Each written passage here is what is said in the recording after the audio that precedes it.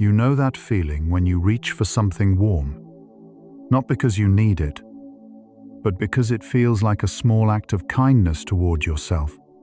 Tonight, we're going somewhere safe with that feeling, into what caffeine quietly reveals about the way your mind and body long to rest. Welcome to Psychology for Sleep. Wherever you are right now, perhaps lying in the quiet after a long day, perhaps still carrying the last traces of an afternoon cup, allow yourself to settle here. We'll trace the chemistry of 100 caffeine and sleep facts.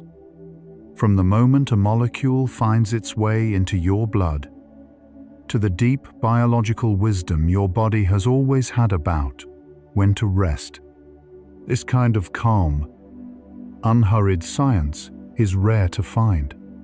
A soft like or subscribe helps someone else who is searching for exactly this. A place where learning and rest happen together, one sleepy soul at a time. It reaches one more tired mind on one more difficult night. And that means more than you know. Let yourself settle completely here. Feel the weight of the day beginning to lift from your shoulders. You don't need to hold on to anything said tonight. Let your jaw soften. Your breathing slow, like the stillness that settles over a mug after the last sip. Quiet, warm, and finally at ease. Close your eyes and breathe deeply. You're resting where the chemistry of calm is already working inside you. Let your mind dissolve with what it already knows. And now we begin. Caffeine is the most widely consumed psychoactive substance on Earth. Roughly 80 to 90% of adults in the developed world consume it in some form every single day. Through coffee, tea, soft drinks, chocolate, or medications. No other substance that directly alters brain chemistry has been so thoroughly woven into daily human life. Yet most people who reach for their morning cup have never been told what caffeine actually does once it enters the body. Tonight, we begin at the beginning. Caffeine belongs to a class of compounds called methylxanthines, natural alkaloids produced by certain plants as a quiet form of chemical boundary between the plant and the world around it. In their natural form, these compounds help certain plants remain undisturbed. Over centuries of careful cultivation, humans found something gentler in that chemistry. A warm, familiar wakefulness, the molecule that began as a plant's quiet self-protection became, over centuries, the world's most beloved morning ritual. The coffee plant, Coffea arabica, originated in the highlands of Ethiopia, likely in the region of Kaffa. Early accounts suggest that people first noticed the stimulating effects of coffee berries by observing goats that ate from the plants and seemed unusually alert through the night. Whether or not that story is entirely true, it carries a kind of poetic accuracy. Caffeine has always been about staying awake when the world wants to rest. Caffeine reaches your bloodstream surprisingly quickly. After you swallow it, absorption begins in the stomach and small intestine. Within 15 to 45 minutes, blood concentrations typically peak. The molecule is small enough and fat-soluble enough to cross the blood-brain barrier with very little resistance. A chemical passport that most substances cannot obtain. By the time your mug is cool enough to hold comfortably, the caffeine is already at work. Once in the brain, caffeine does something that surprises most people when they first learn it. It does not generate alertness directly. Instead, it acts as a quiet occupier, settling into the same receptor spaces that adenosine uses to signal tiredness. Without activating them, adenosine continues building, continues arriving at the door, but with many of those receptor spaces occupied, the signal of tiredness cannot fully land. The feeling of fatigue dims, not because it has disappeared, but because the message has been muffled. The molecule caffeine mimics is called adenosine.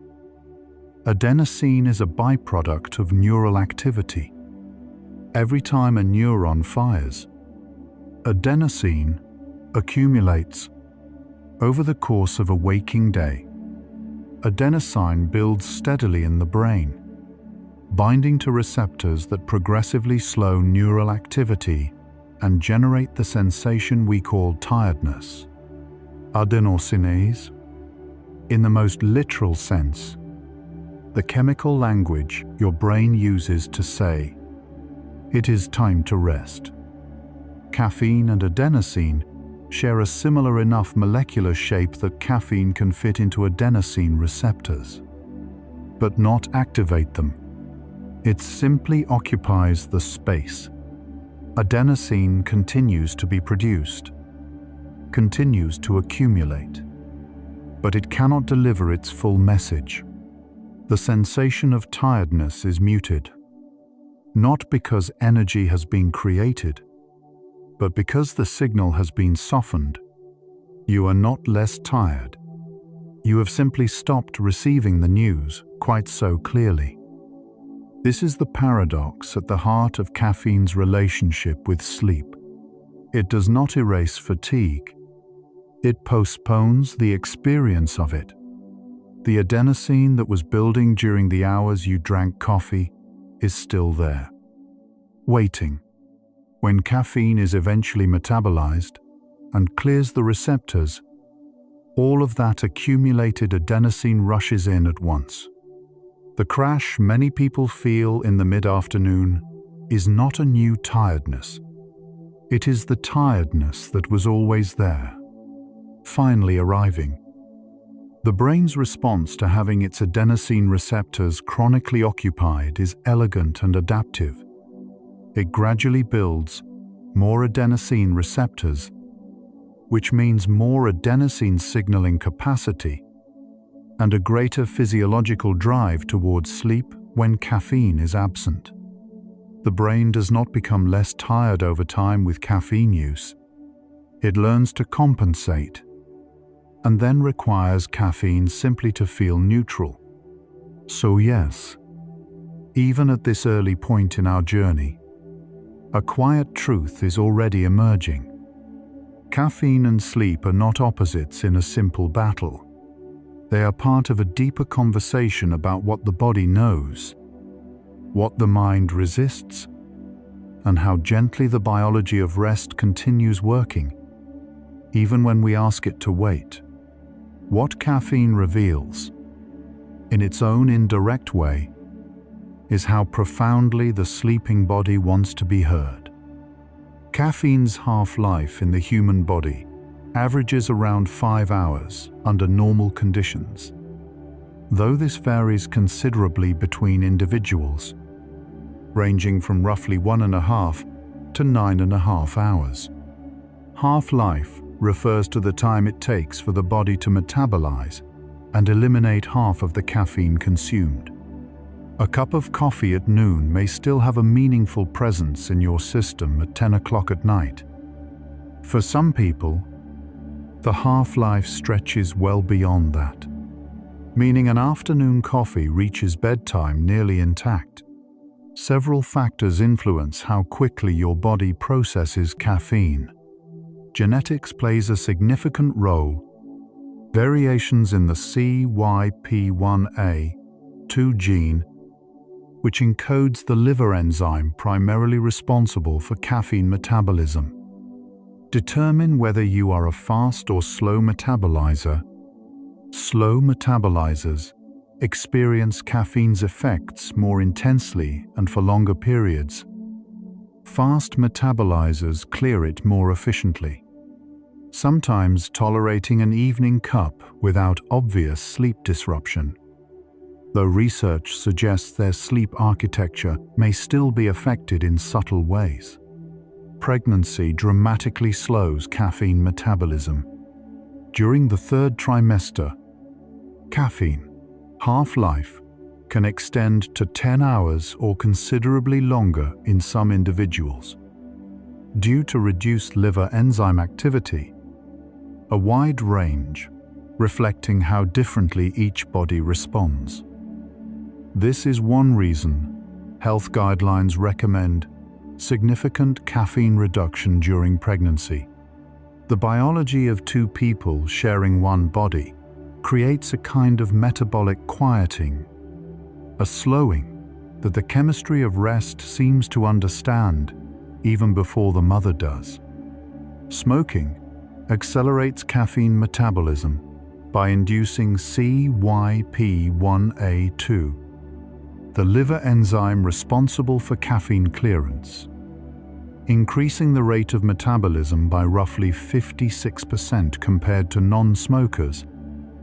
When people quit smoking, caffeine suddenly lingers longer in their system than it used to, and some experience a new sensitivity they hadn't felt before, not because caffeine has changed, because the relationship between two chemicals has quietly shifted. Certain medications and hormonal changes also alter caffeine metabolism. Oral contraceptives slow caffeine clearance measurably, reducing the rate of metabolism by roughly 40% in some studies. Liver disease reduces metabolic capacity. Body composition and even altitude can shift the timeline. What this means, in practical terms, is that the relationship between caffeine and sleep is not fixed. It is personal, fluctuating, and far more individual than the standardized advice on coffee packaging suggests. Caffeine does not only affect adenosine receptors.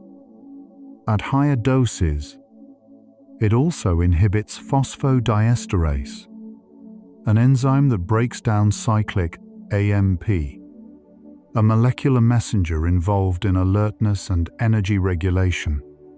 This contributes to the broader stimulant effects at higher doses. Caffeine also influences the release of dopamine, particularly in the nucleus accumbens, the brain's reward center, which helps explain why caffeine use can feel pleasurable, habitual, and in some individuals, difficult to moderate. Caffeine increases cortisol levels, particularly when consumed in the morning. Cortisol, often called the stress hormone, is also the body's primary waking signal. It peaks naturally in the first hour after rising, part of what is known as the cortisol awakening response. Drinking coffee during this natural peak may add less benefit than it feels like it does. Some sleep researchers suggest that waiting 60 to 90 minutes after waking before consuming caffeine allows the cortisol peak to pass naturally, potentially making caffeine more effective when used. Sleep scientists distinguish between two main processes governing sleep and wakefulness. The first is the adenosine system we have already met, called process S, or sleep pressure. The second is the circadian rhythm, an internal biological clock aligned to the roughly 24-hour cycle of light and dark. These two systems normally work in coordination. Caffeine interferes primarily with process S, blunting sleep pressure while leaving the circadian clock largely intact.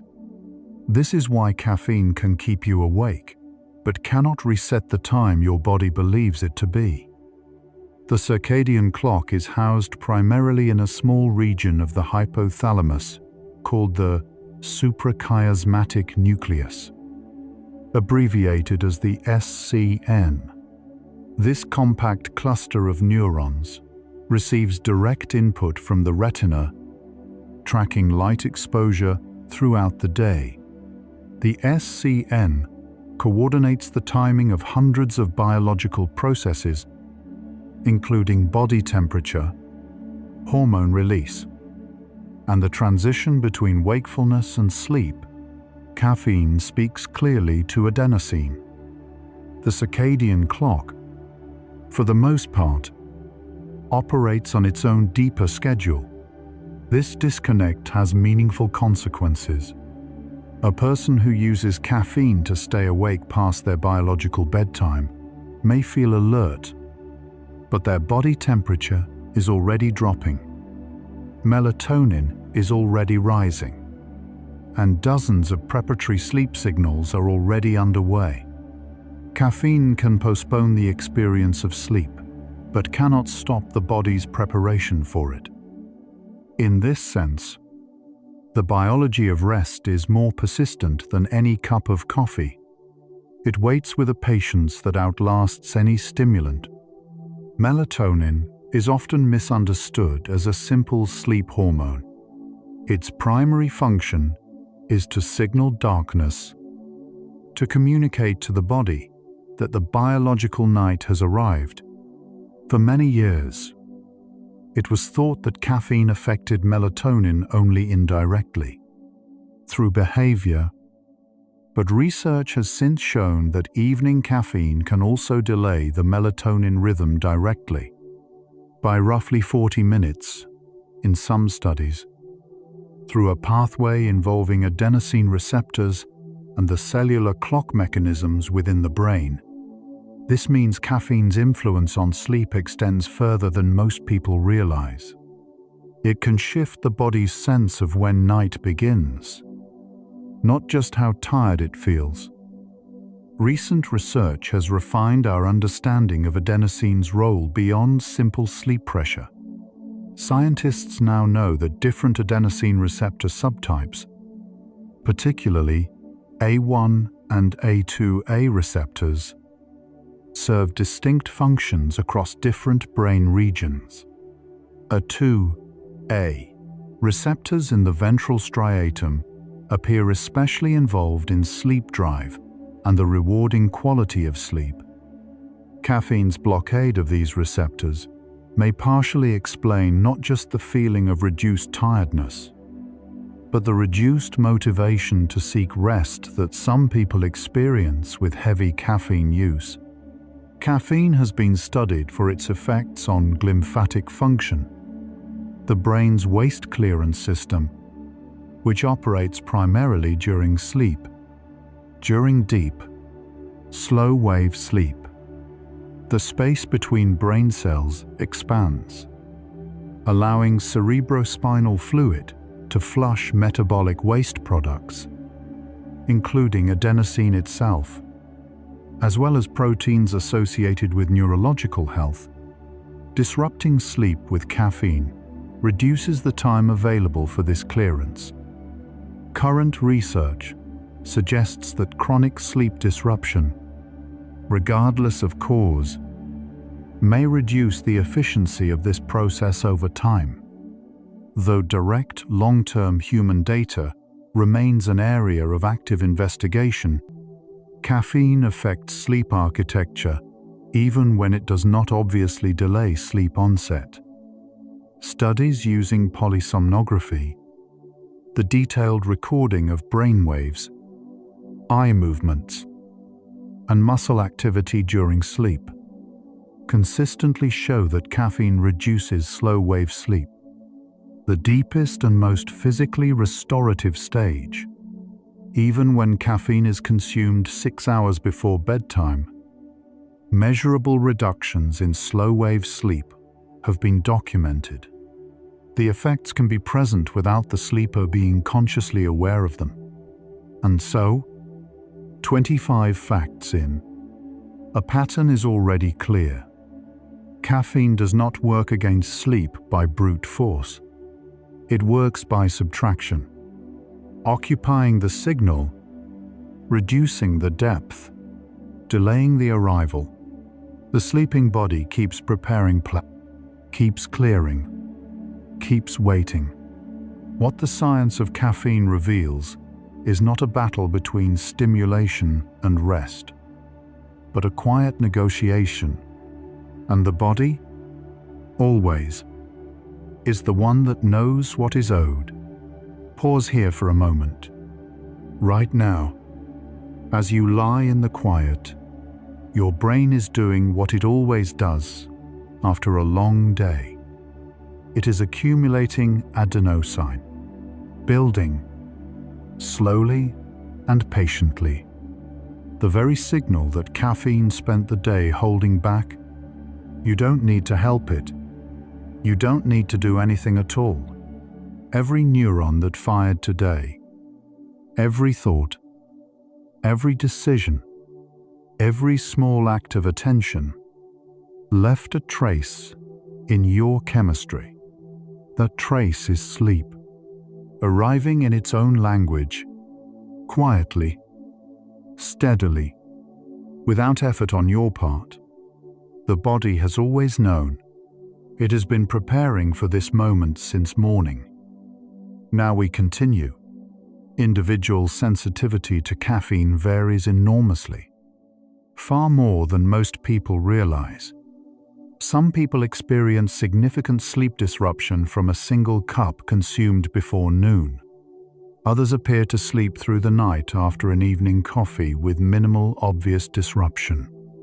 These differences are largely genetic, rooted in variations in adenosine receptor genes and caffeine metabolizing enzymes.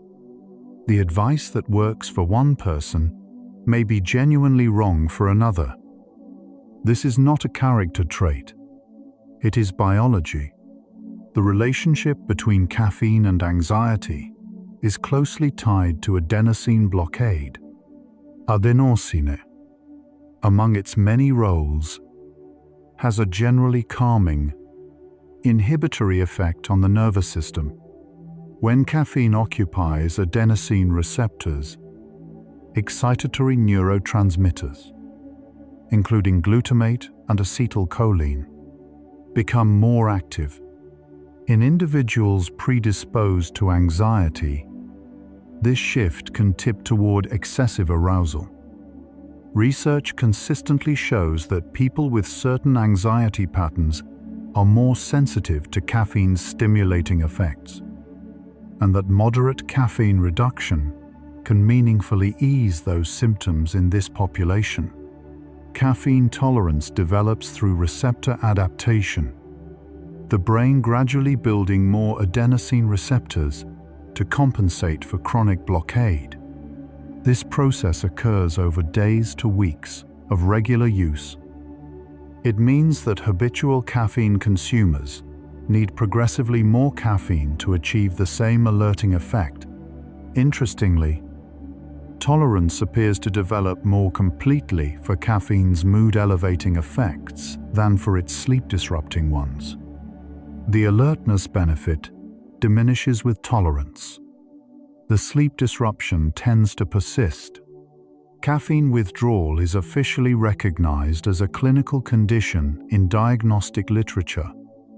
Symptoms begin typically 12 to 24 hours after the last dose and can include headache, fatigue, reduced alertness, and difficulty concentrating. The headaches are thought to result from blood vessel changes in the brain. Adenosine, now unopposed, causes blood vessels to expand, triggering the familiar withdrawal headache. Symptoms generally resolve within 2 to 9 days of abstinence. The brain, given time, quietly recalibrates.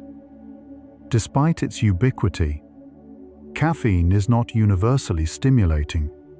In young children, and some individuals with attention deficit conditions.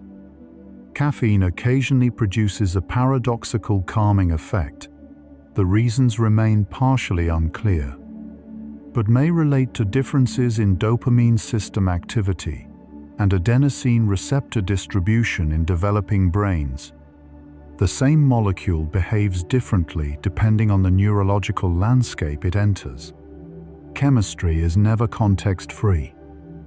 The timing of caffeine consumption has received significant attention from sleep researchers in recent years. The concept of a caffeine curfew, a point in the day after which caffeine consumption reliably disrupts sleep, has gained traction as personalized approaches to sleep health have expanded. For many average metabolizers, avoiding caffeine after early to mid-afternoon appears to meaningfully protect slow-wave and REM sleep. Some sleep health frameworks now suggest consuming the majority of daily caffeine within the first 4 to 6 hours of waking. Caffeine's interaction with REM sleep is nuanced and still being refined by research.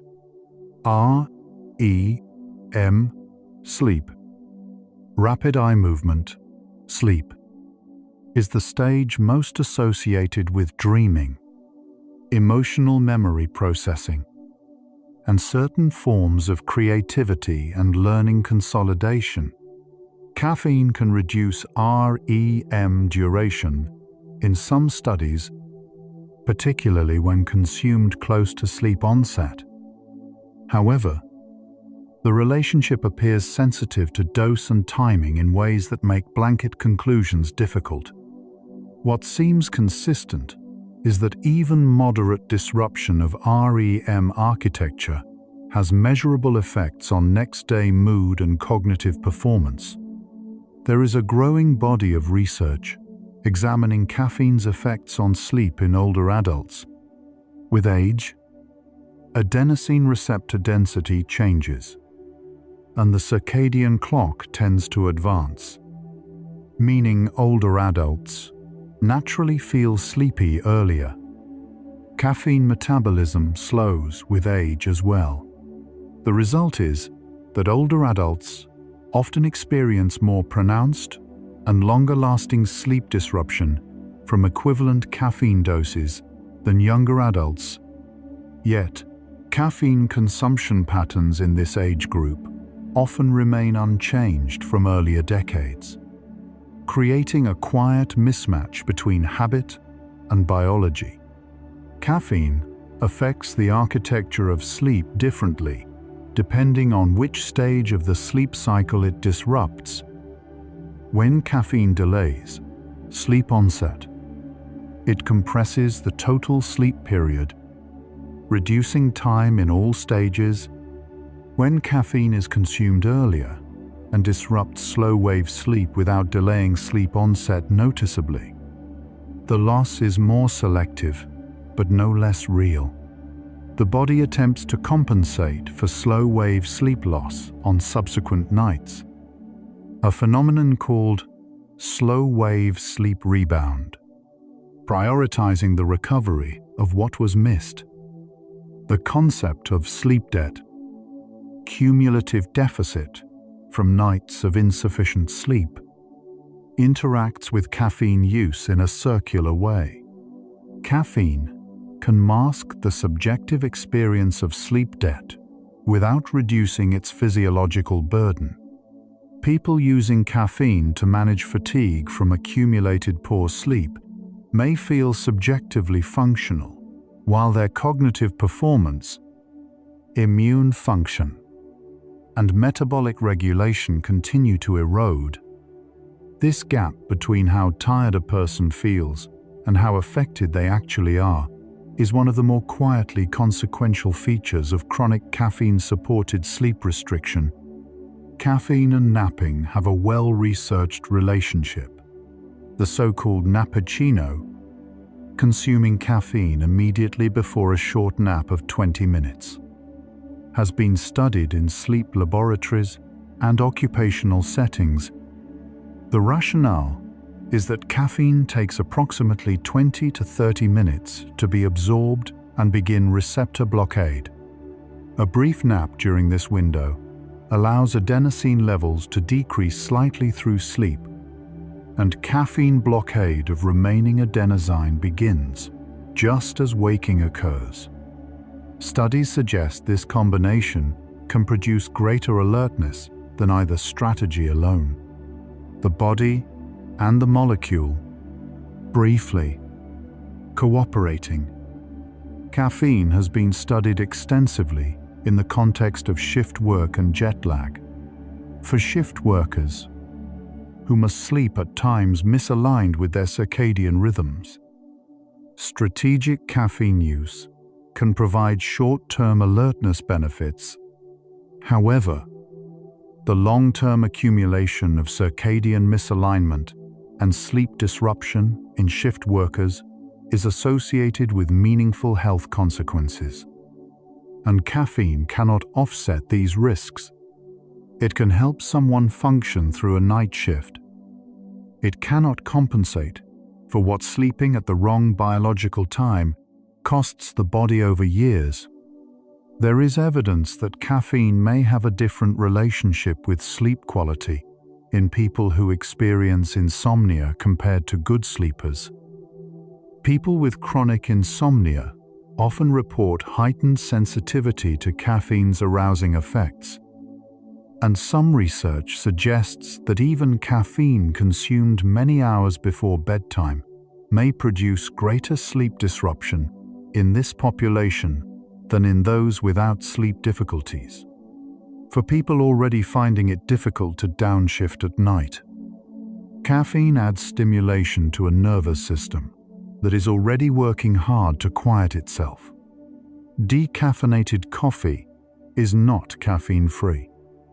Depending on the decaffeination method and the coffee variety, the standard 8-ounce cup of decaf may contain anywhere from 2 to 15 milligrams of caffeine, compared to roughly 80 to 100 milligrams in regular coffee. For most people, this amount is physiologically inconsequential. For highly sensitive individuals, or those consuming multiple cups, the cumulative dose from decaf alone can be meaningful. The word decaffeinated describes a reduction, not an elimination. Halfway through our exploration of caffeine and sleep, a quieter story is emerging beneath the science. Caffeine has always been, in some sense, a conversation between the part of us that wants to keep going and the part that knows it is time to stop. Every cup is a negotiation, and the biology underneath, the adenosine, the receptors, the slowly filling measure of the day's tiredness, has been listening all along, patient, unhurried, ready to receive us. Whenever we are finally ready to arrive, take a slow breath. Notice how your shoulders may have already dropped since we began, how the room feels a little quieter now, the day a little more distant. We're tracing this together. The chemistry of tiredness, the patience of the body, the quiet science of rest. You and I, and everyone else listening in the dark tonight, there's nowhere to be, no threshold to cross. Let's continue. The adenosine system does not operate in isolation. It interacts with virtually every other major neurotransmitter system in the brain. Adenosine inhibits the release of dopamine, serotonin, acetylcholine, and glutamate. When caffeine occupies adenosine receptors, all of these systems become more active simultaneously, not because caffeine acts on each of them directly, but because the quieting influence has been lifted from all of them at once. This is why caffeine affects mood, attention, motor function, and appetite in ways that extend far beyond simple wakefulness. Among the brain networks caffeine influences, one is particularly relevant to rest. The default mode network, a set of brain regions most active during quiet reflection, daydreaming, and inward thought, requires a degree of neural downshift to fully engage. By maintaining higher overall arousal through adenosine blockade, caffeine may reduce the brain's ease of entry into these restful, diffuse state. This may be part of why caffeine can make it difficult not just to fall asleep, but to truly rest mentally, to allow the mind to wander softly without agenda. Some research has examined whether caffeine affects dream recall or dream content. Results have been mixed, which is partly a reflection of the methodological challenges of dream research. What appears more consistent is that caffeine, by reducing REM sleep, may reduce the richness of dreaming itself. Whether this matters for well-being remains an open question.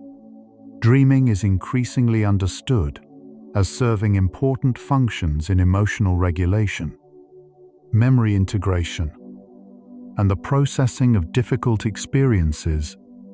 Caffeine has been studied in relation to mood, with findings worth holding gently.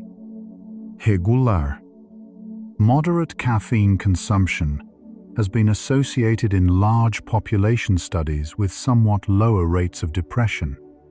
Some researchers propose that caffeine's influence on dopamine and adenosine in reward circuits may contribute to a mild mood-stabilizing effect in some individuals. However, in those with anxiety patterns or sleep-related mood disturbances, caffeine can worsen symptoms. The same molecule produces different effects in different neurological contexts. The interaction between caffeine and cortisol has implications beyond morning alertness. Cortisol follows a predictable daily rhythm, with its awakening peak followed by a gradual decline through the afternoon and evening. Caffeine consumed in the afternoon may contribute to a secondary cortisol elevation that has not yet fully resolved by bedtime. This sustained elevation in the evening can contribute to what many people experience as wired but tired, physically fatigued but unable to settle mentally, the body ready to rest, the chemistry still vibrating. Caffeine's effects on the body are not limited to the brain. In the cardiovascular system, caffeine increases heart rate and blood pressure modestly in non-habituated individuals, though tolerance to these effects develops fairly quickly with regular use. In the gastrointestinal system, caffeine stimulates gastric acid production and accelerates intestinal motility. In the respiratory system, caffeine is a mild bronchodilator. In the skeletal muscles, caffeine reduces perceived effort and improves contractile efficiency. The molecule that began as a conversation with adenosine receptors in the brain touches nearly every system in the body. Temperature regulation and caffeine interact in ways that are relevant to sleep. The body's core temperature drops as part of the preparation for sleep. This cooling is both a consequence and a facilitator of sleep onset. Caffeine may slightly alter normal thermoregulatory patterns. Some sleep researchers suggest that the warming effect of hot caffeinated beverages in the evening may work against the temperature decrease the body is attempting to initiate, compounding the molecule's other effects on sleep timing. There is emerging interest in what researchers call the caffeine-adenosine sleep pressure relationship. Chronic caffeine use may alter not just the number of adenosine receptors, but their sensitivity and the efficiency of adenosine clearance during sleep. This means that long-term heavy caffeine use could theoretically influence the restorative quality of sleep even during periods of caffeine abstinence. As the adenosine system recalibrates, research in this area is still developing, and the significance for most moderate users remains to be clearly established. Caffeine affects the timing of subjective sleepiness in ways that interact with social rhythms. Because caffeine can delay the experience of tiredness, regular users often stay awake later, exposing themselves to more artificial light, more screen time, and more cognitive stimulation in the hours before sleep. These behavioral effects of caffeine, distinct from its direct pharmacological effects, compound the sleep disruption. Caffeine changes not just chemistry, but the architecture of an evening. We are halfway through our journey tonight, and the picture that has assembled itself is not one of caffeine as villain or cure. It is a picture of a molecule caught in the middle, between the body's deep intelligence about rest and the human desire to keep going. 50 facts in, and the answer is already forming. Softly, sleep is not a passive collapse. It is something the body has been reaching toward all day. Through every cup, through every hour of borrowed wakefulness, it has always been patient, and it is still waiting. Every cup of coffee you have ever consumed was a small negotiation with time, not just with the hours of the night, but with the deeper biological clock that has been measuring your days since long before you had words for it. Right now, that clock is saying something. The adenosine that accumulated today has had its say. The cortisol has quieted. The signals of wakefulness are dimming. On their bit on, like lights in a city settling into night. You don't need to do anything to help this process. It has been moving toward this moment since you woke this morning. You are already arriving. And we continue. Plants produce caffeine, not just as a form of chemical boundary. In some species, as a gift to pollinators. Research has shown that caffeine, in small amounts in floral nectar, appears to enhance memory formation in bees. Honeybees rewarded with caffeine were 3 times more likely to remember a learned floral scent than those rewarded without it. The caffeine helps the bee remember. The plant ensures its own pollination. 2 organisms, a molecule, and a relationship that evolved over millions of years. None of it planned. All of it quietly purposeful. The history of tea, one of the oldest caffeinated beverages, stretches back perhaps 5,000 years in China. According to tradition, tea was discovered when leaves from a wild Camellia sinensis plant fell into a pot of boiling water, being prepared for the Emperor Shennong. Whether true or not, tea's journey from that accidental discovery to its current role in the daily rhythms of billions of people is one of the quieter stories of caffeine's relationship with human civilization. Calm, cultivated, steeped in patience. Coffee arrived in Europe in the 16th and 17th centuries and transformed social life in ways that historians still study. Coffee houses became centers of intellectual exchange, business, and political discussion, places where alertness was cultivated as a social value.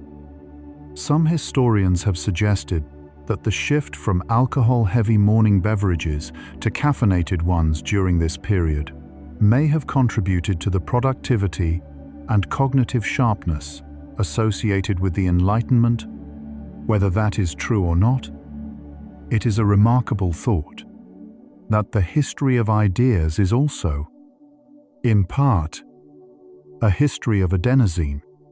L-theanine is an amino acid found naturally in tea leaves that appears to modulate caffeine's effects in meaningful ways. L-theanine promotes alpha wave activity in the brain, the relaxed alert state associated with calm focus, and may soften the restless arousal that caffeine sometimes produces without reducing its attention-enhancing effects. The combination of caffeine and L-theanine, naturally present in brewed tea, has been described in research as producing a qualitatively different alertness than caffeine alone. More focused, more sustainable. Tea's relationship with wakefulness has always been gentler. Caffeine has been used therapeutically in medicine for a long time.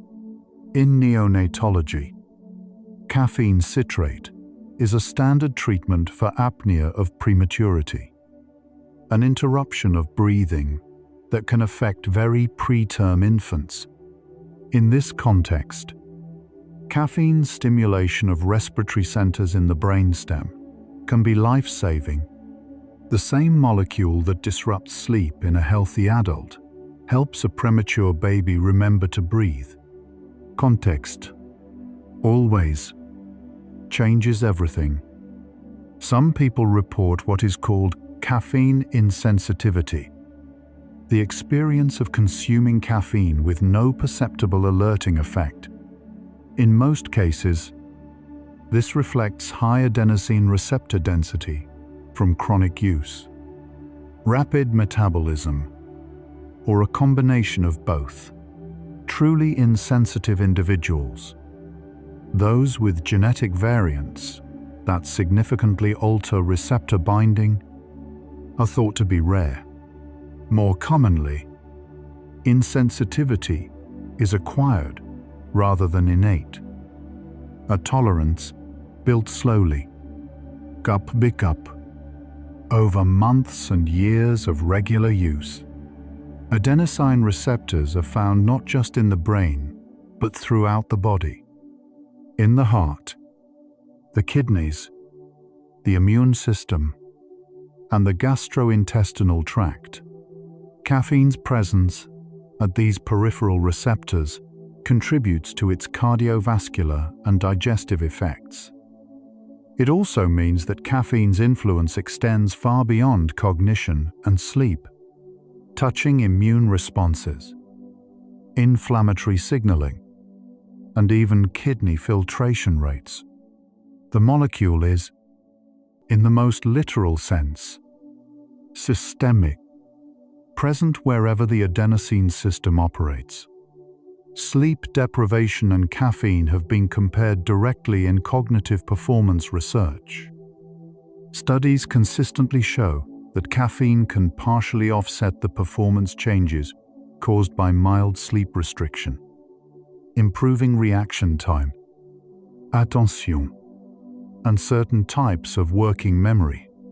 However, caffeine does not restore complex cognitive functions, including creative problem-solving, nuanced decision-making, and emotional regulation. To the same degree, it sharpens the surface, while the deeper capacity continues to rest. There is research suggesting that habitual caffeine use, over many years, may influence the development of the adenosine system itself. Some animal studies have found alterations in adenosine receptor expression after prolonged caffeine exposure. What this might mean for long-term sleep quality, cognitive aging, or neurological health in humans remains a question being actively examined. The brain is adaptive in ways that are still being mapped, and caffeine, as the most widely consumed modifier of adenosine signaling, is a natural subject of interest in that investigation. One of the more counterintuitive findings in caffeine research involves the relationship between caffeine use and daytime sleepiness. In some studies, heavy caffeine users report higher levels of daytime sleepiness than non-users or moderate users. This appears to reflect the cycle of tolerance and withdrawal. The caffeine is perpetually managing a sleep debt and adenosine load that would be smaller if caffeine were not being used.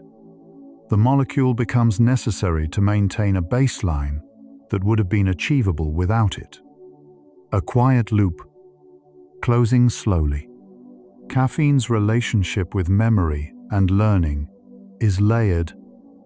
Research suggests that caffeine consumed after learning a new task, rather than before, may enhance the consolidation of that memory, possibly by blocking adenosine-mediated suppression of certain memory consolidating processes. Consuming caffeine before learning, by contrast, may improve attention and initial encoding, but does not appear to provide the same consolidation benefit. The timing, again, matters. What the molecule does depends enormously on when it is asked to do it. The experience of needing caffeine to feel normal, rather than to feel enhanced, is reported by a substantial portion of regular caffeine users. Research surveys suggest that many habitual consumers describe themselves as dependent in the sense that they use caffeine primarily to prevent withdrawal rather than to achieve a heightened state. They are, in effect, using caffeine to feel the way a non-user feels. Without it, the alertness has become ordinary. The absence has become uncomfortable. There has been growing scientific interest in the relationship between sleep quality, caffeine, and metabolic health. Poor sleep is associated with altered glucose metabolism, increased insulin resistance, and changes in appetite-regulating hormones. Caffeine, independently, can affect glucose metabolism, both through direct effects on insulin signaling and indirectly through its influence on cortisol. Chronic sleep disruption from caffeine use may therefore contribute to metabolic changes that compound the effects of sleep insufficiency itself. These threads are still being gently untangled by researchers. Caffeine affects children and adolescents differently than adults, largely because their brains and adenosine systems are still developing. Research in adolescent populations shows that caffeine use is associated with later sleep timing, shorter sleep duration, and higher rates of insomnia symptoms. Adolescents already experience a natural shift in their circadian rhythm during puberty, a biological push toward later sleep and wake times, and caffeine can amplify this shift in ways that further compress the sleep opportunity during school weeks. We are approaching the final quarter of our journey, and by now, the nature of caffeine's relationship with sleep has become clear. It is not a battle won or lost each night. It is an ongoing negotiation between a molecule and a biology older, wiser, and more persistent than any stimulant. The body's drive to sleep. Process S. The adenosine system, the circadian rhythm, has navigated every challenge the world has presented. Caffeine is among the newest of these. The body is still learning to respond. In many ways, it already has. The relationship between caffeine and athletic performance has been studied extensively. Caffeine is one of the few legally permitted performance-supporting substances in competitive sport, and its effects on endurance, in strength, and perceived exertion are well documented. Relevantly for sleep.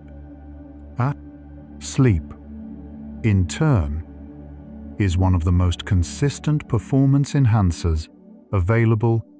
The gain from caffeine before competition and the loss from caffeine-disrupted sleep afterward may, in some circumstances, cancel each other out. Caffeine research has explored whether the molecule has neuroprotective properties. Large epidemiological studies have found associations between regular caffeine consumption and reduced rates of certain neurodegenerative conditions, including Parkinson's disease. The adenosine A2A receptor, which caffeine blocks, appears to play a role in certain inflammatory processes involved in the loss of dopaminergic neurons in Parkinson's disease. These are associations, not proven causal mechanisms, and the research remains active. What caffeine protects, what it costs, and at what dose? These questions are still being answered. The form in which caffeine is consumed affects its pharmacokinetics in subtle ways. Energy drinks, which often combine caffeine with other compounds such as taurine and B vitamins, may alter absorption and subjective effects compared to coffee or tea. As delivery mechanisms become faster and more concentrated, the conversation about caffeine and sleep becomes more nuanced. The molecule's well-established safety profile, at moderate doses in traditional beverages, is less clearly understood at very high doses or in novel delivery formats. A reminder that context and quantity always shape the relationship between any substance and the body that receives it. Caffeine gum and caffeinated aerosols have been developed as fast delivery formats for settings where quick alertness restoration is needed. Military operations, emergency medicine. These formats can deliver caffeine to the bloodstream more rapidly than beverages, sometimes within 10 minutes of consumption. As delivery mechanisms become faster and more potent, the conversation about caffeine and sleep becomes more considered. The slower the cup, the more time the body had to integrate the signal. Speed changes the relationship. Some research has examined the placebo effect in caffeine studies, and the findings are thought-provoking. In double-blind conditions, people told they have received caffeine when they have not sometimes show physiological signs of arousal. People told they have received decaf when they consumed caffeine sometimes report lower arousal. The expectation of caffeine appears to activate some of the same physiological pathways as caffeine itself, particularly in the dopamine and cortisol systems. Belief, it seems, has its own pharmacology. There is ongoing research into the role of caffeine in social behavior and cognition. Some studies suggest that moderate caffeine consumption may ease social processing under conditions of high cognitive demand, making it a little easier to follow complex conversations, track emotional cues, and remain engaged in demanding social environments. This may partly explain caffeine's deep embedding in social rituals. The coffee meeting, the afternoon tea break, the early morning cup shared before the day begins, a chemistry that makes connection a little easier. Caffeine's relationship with creativity is less straightforward than its relationship with attention. Studies suggest caffeine enhances convergent thinking, the narrowing in on a single correct answer, but may slightly reduce divergent thinking. the open-ended generation of novel associations. Creativity, in its richest form, often requires a relaxed, diffuse mental state, the mind wandering, making unexpected connections, finding patterns in the periphery. Caffeine's narrowing of focus may sharpen the executive mind while quieting the associative one. Rest, paradoxically, may be a better creative partner. The gut-brain axis, the bidirectional communication pathway between the gastrointestinal system and the central nervous system, is an active area of sleep research. Caffeine affects gut motility and the gut microbiome in ways that are still being characterized. Some preliminary research suggests that the composition of gut bacteria may influence caffeine metabolism and sensitivity. The relationship between the microbiome, caffeine, and sleep is early-stage science, but it points toward a future in which personalized caffeine guidance may include information about gut health alongside genetics and chronotype.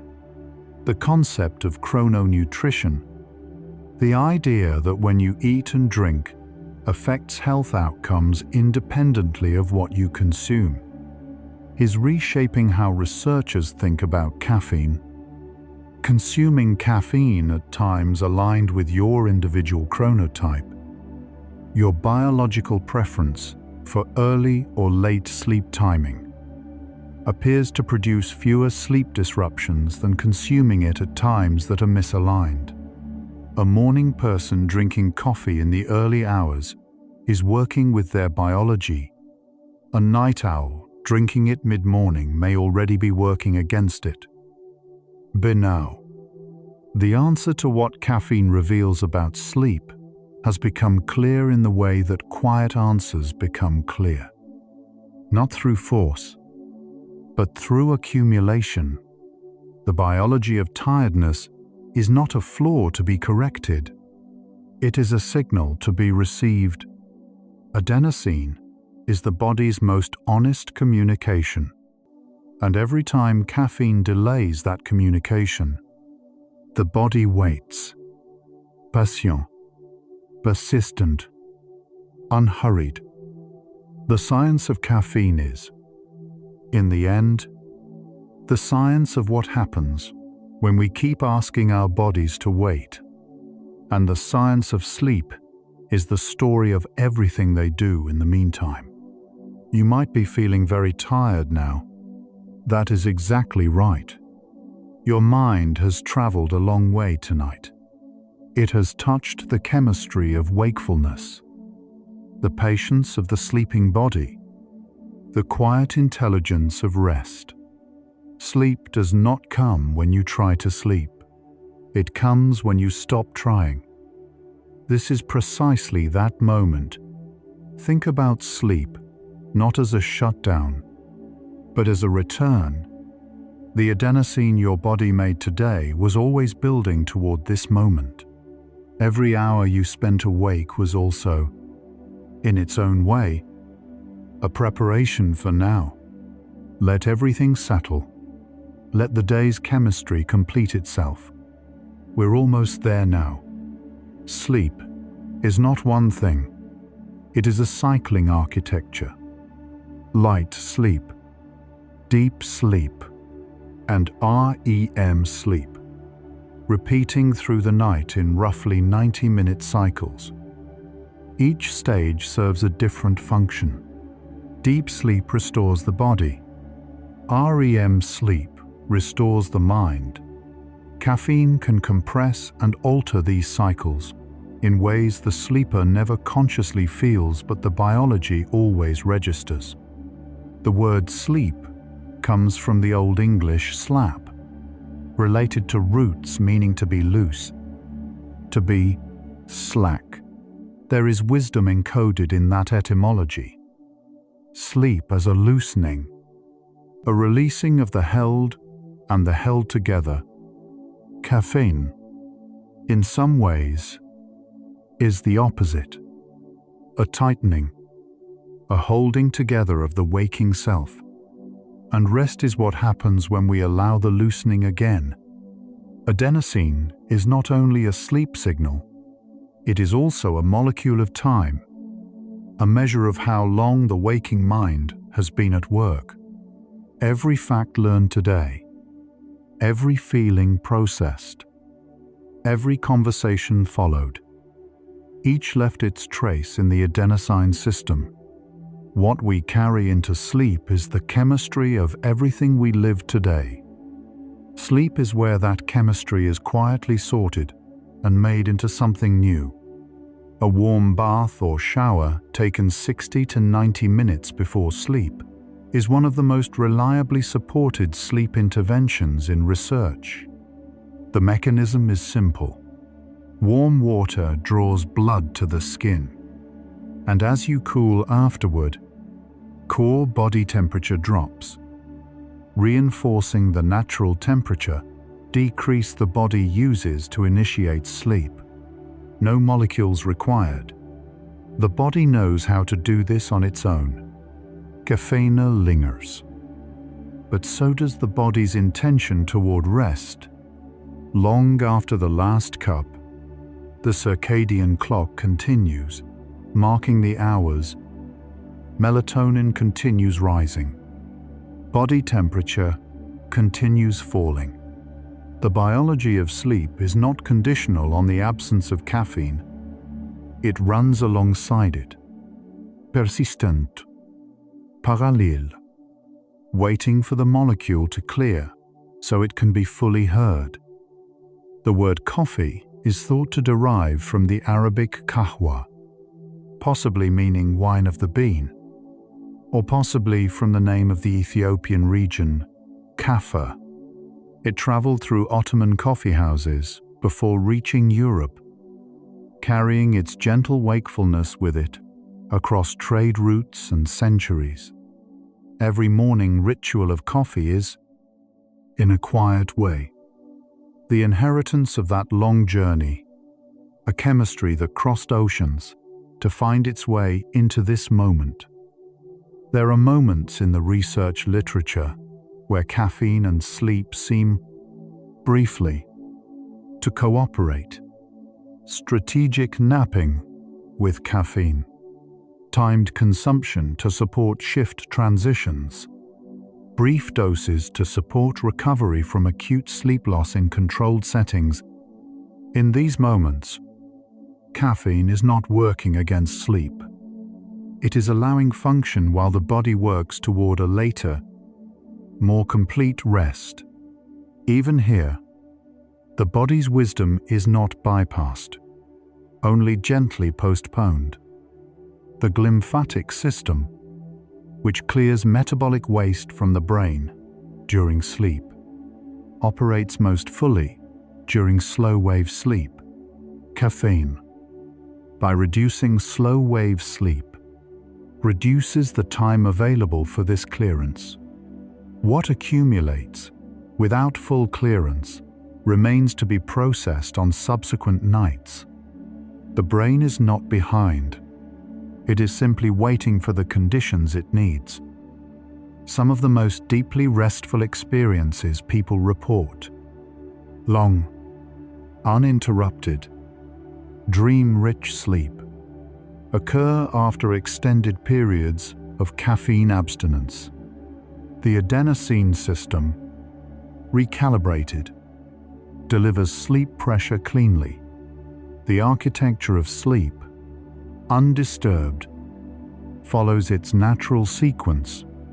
Rest, when the chemistry is allowed to work as it was designed, can be extraordinary, not a collapse, a return.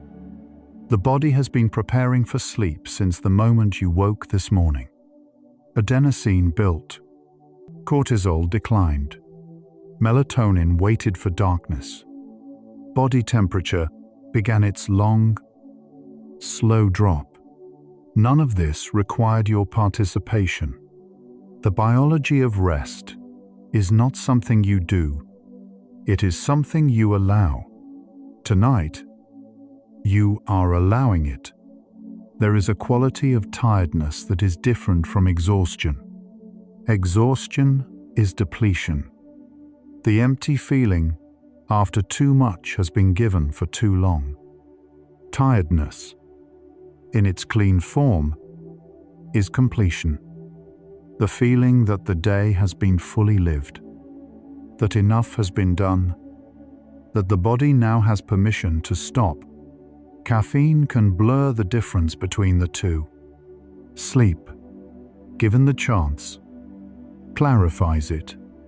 The adenosine receptors in your brain right now, accumulated, waiting, ready. Hold the record of your waking day. Every thought, every image, every sound and word and feeling that passed through you since you last woke. All of it encoded in chemistry. All of it ready to be transformed by the sleeping mind into the architecture of tomorrow's self. Even partial sleep. 4, 5, 6 hours rather than 8 is not without value. The body prioritizes slow-wave sleep in the first half of the night and REM sleep in the second half. A person who sleeps for 5 hours captures most of their slow-wave quota.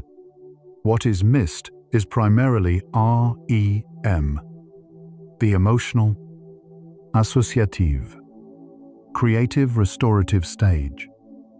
This is why short sleep often leaves people physically rested but emotionally thin. The body repaired, the mind still waiting. Caffeine has a molecular weight of approximately 194 grams per mole.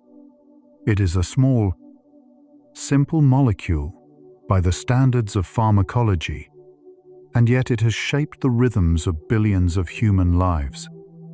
The economics of multiple continents, the architecture of social rituals from Tokyo to Sao Paulo, small things, it turns out, can move very large systems. Quietly, consistently, over time. The research on caffeine and sleep now spans more than a century of published science. What has emerged from that literature is not a simple answer, but a rich picture of individual variation, contextual complexity, and biological wisdom.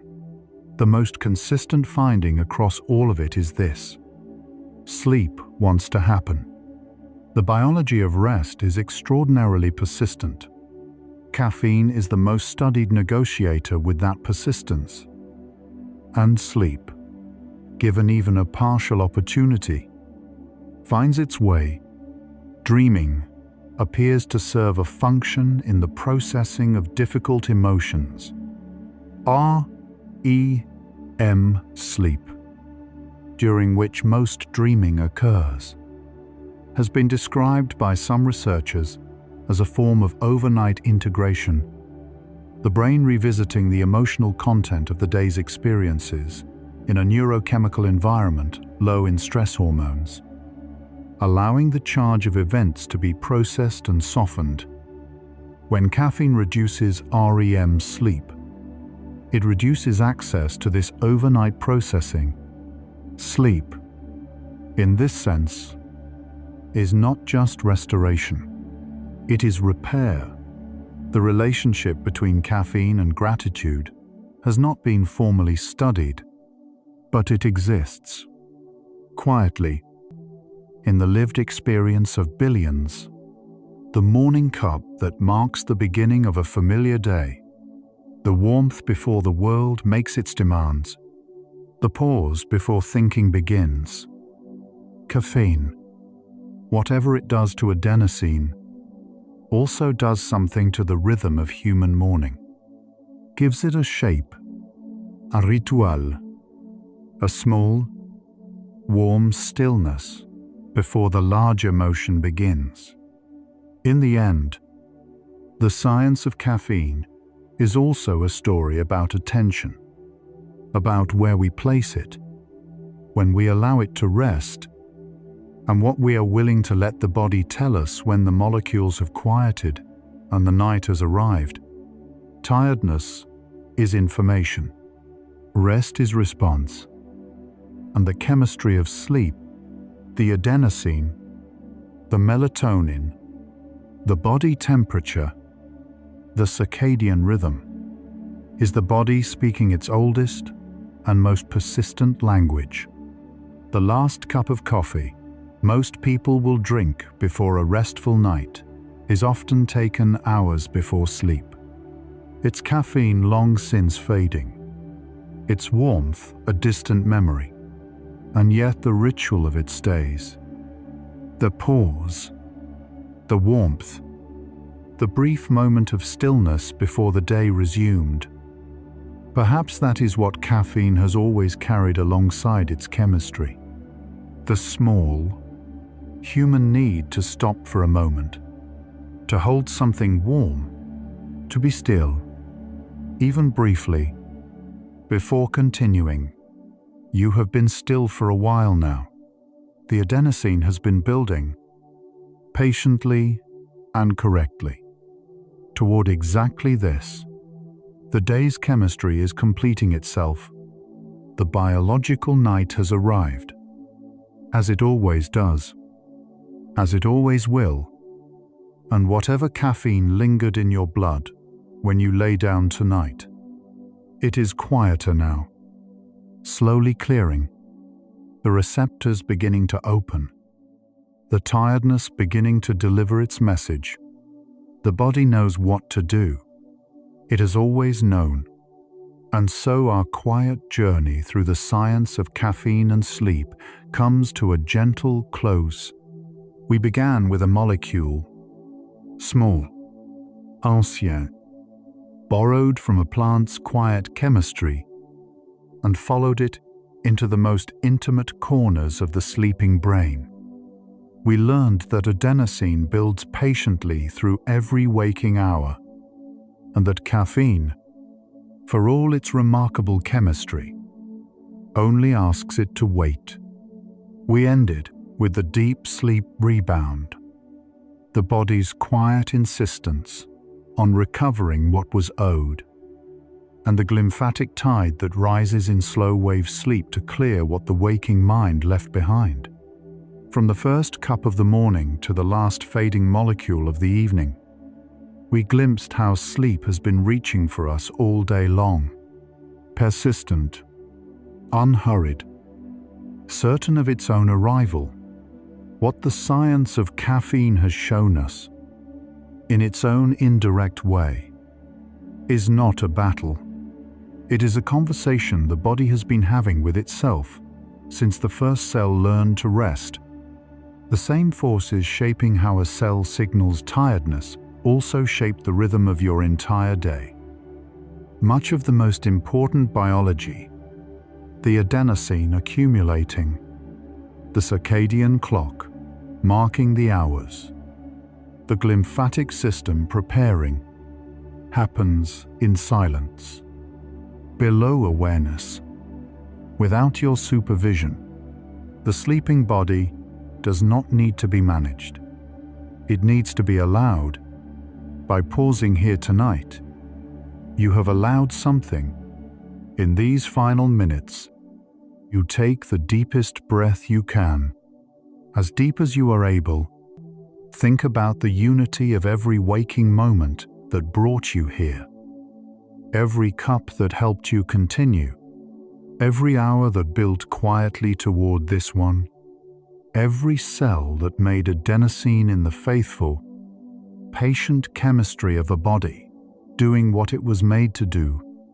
You are not separate from that process. You are part of it. The tiredness you feel right now is not a failure. It is the completion of something that began this morning. Let your entire being dissolve into the warm, chemical quiet of a body that has done enough, that has already earned this. Prepare for deep sleep. No boundaries left.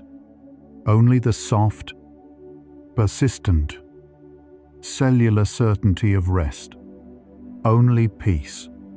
If this gentle exploration of caffeine and sleep helped you understand your own nights a little more, or simply helped you settle into this one, a soft like or subscribe helps someone else find their way here on a difficult evening.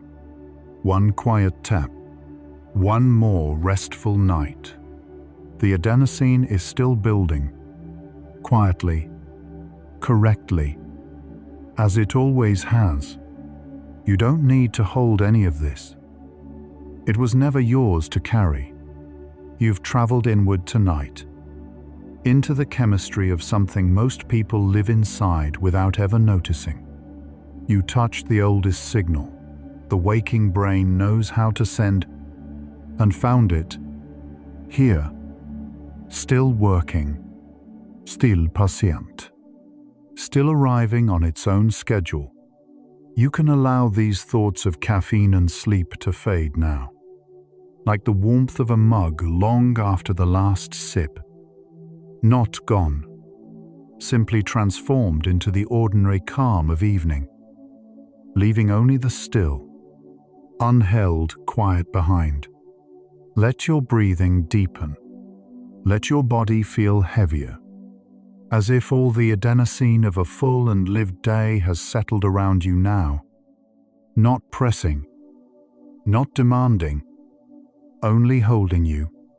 If sleep comes, let it carry you the way the body returns to slow wave sleep after too many disrupted nights.